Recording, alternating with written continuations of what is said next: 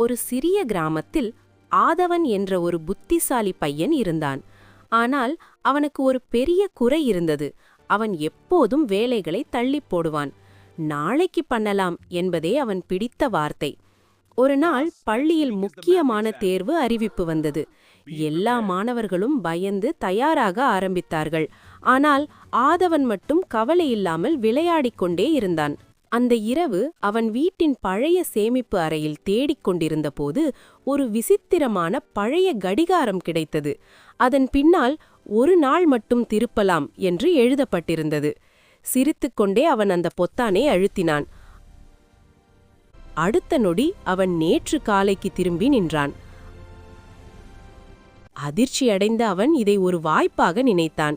ஆனால் படிக்காமல் மீண்டும் நாளையை வீணாக்கினான். தேர்வு நினைவுக்கு வந்த ஒவ்வொரு முறையும் கடிகாரத்தை அழுத்தி நாளை திருப்பினான். இப்படி பல முறை செய்தான். ஒவ்வொரு முறையும் இன்னொரு சான்ஸ் இருக்கே என்று தன்னை ஏமாற்றிக் கொண்டான். ஆனால் ஒரு நாள் கடிகாரம் வேலை செய்யவில்லை. அதன் மேல் புதிய எழுத்து தோன்றியது. வாய்ப்பு முடிந்தது. அவன் பயந்தான். அடுத்த நாள் தேர்வு வந்தது. கேள்வித்தாள் முன்னிருந்தும் பதில் எழுத முடியவில்லை. அவன் கண்களில் கண்ணீர் வந்தது.